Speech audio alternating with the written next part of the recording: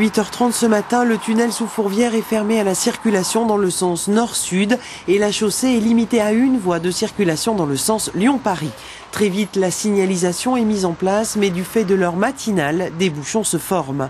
À l'entrée du tunnel, un accident s'est produit aux environs de 8h15. Les premiers éléments et les enregistrements vidéo indiquent qu'un fort ralentissement a provoqué la chute mortelle d'un motard, une jeune femme âgée de 27 ans. La jeune femme, qui circulait sur la file de gauche, suivait un véhicule vert équipé d'une attache-remorque.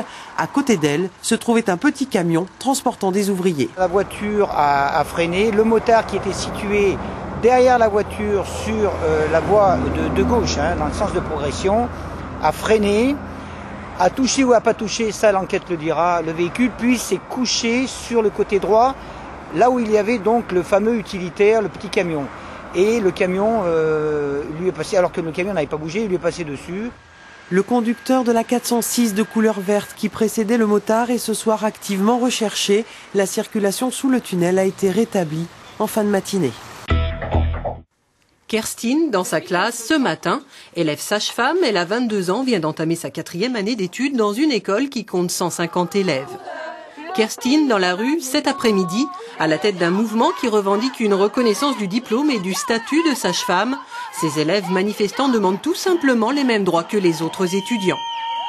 On n'a pas les mêmes aides sociales, ni les mêmes bourses, et on est totalement défavorisé par rapport aux étudiants, je dirais classiques, qui sont à l'université.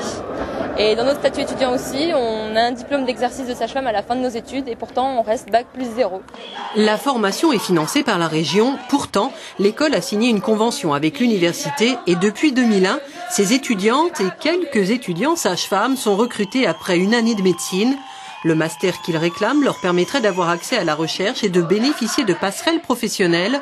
Si le ministre de la Santé n'entend pas ces revendications, Kerstin est prête à se remobiliser tous les jeudis. Devant le rectorat à Lyon ce matin, une centaine de personnes, 60 selon la police, ont manifesté en faveur du lycée musulman. Par 2 fois, l'éducation nationale a refusé l'ouverture de cet établissement privé. Les musulmans lyonnais jugent cette décision humiliante. Au-delà du lycée, il y a la communauté musulmane dans son ensemble qui s'est sentie quelque part mise à l'index au travers des décisions qui ont été prises par l'administration. Nous sommes dans un état où la liberté de l'enseignement existe, c'est un principe fondamental et qui permet à chacun de choisir l'éducation et l'enseignement pour ses enfants. Les citoyens français comme ces musulmans ne demandent rien d'autre que l'égalité de traitement, demandent le respect de leurs droits légitimes. Nous n'acceptons pas que nous soyons considérés comme des citoyens de second ordre. Nous sommes des citoyens de confession musulmane. Nous avons les mêmes devoirs, mais nous avons aussi les mêmes droits que toutes les autres communautés. Le 24 septembre, un comité de soutien s'est créé autour de l'association Al-Kindi. Aujourd'hui, ce projet de lycée semble fédérer l'ensemble des musulmans lyonnais. Pour les parents d'élèves, il est aussi porteur d'espoir. Que la fille puisse s'habiller comme elle veut. Voilà, et voilà. Porter le voile, par exemple. Porter le voile, oui, bien sûr, voilà, comme elle veut, quoi. Voilà.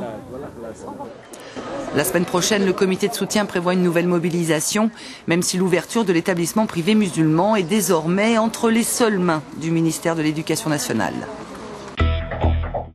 La fin d'un long feuilleton, l'église Sainte-Marie de la Guillotière sera transformée en école.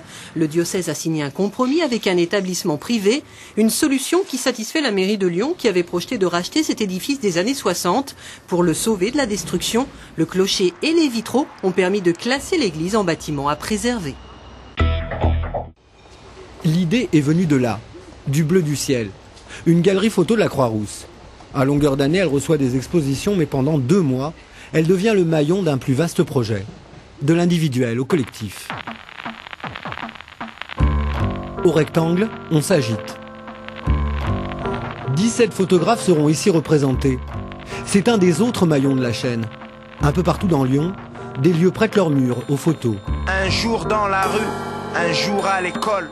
Cela s'appelle le septembre de la photographie parce que les vernissages ont eu lieu en septembre, mais cela dure jusqu'au 4 novembre. Cette idée, elle m'est venue il y a 5 ans, en 2001, de faire un festival où on présente un peu toutes les tendances de la photographie. Ça demande un gros travail, une année de préparation. Les gens font des circuits et c'est un peu cette tension qui crée l'événement. Et pour l'instant, on est une trentaine de lieux, une quarantaine de lieux même. 32 lieux pour être précis et seulement 3 payants. Un jour je veux mourir, un jour je veux vivre. Un jour je suis un disque, un jour je suis un livre. Un jour chez Ardisson, un jour chez ma maman. Le septembre de la photographie s'installe dans des places connues comme le musée d'art contemporain, mais aussi en des lieux moins renommés. Un jour chez Atmo, un jour dans la trappe couleur fait partie de ce parcours de la diversité. La photo dans tous ses états. Un jour on me regarde pas, un jour on me parle de ma femme.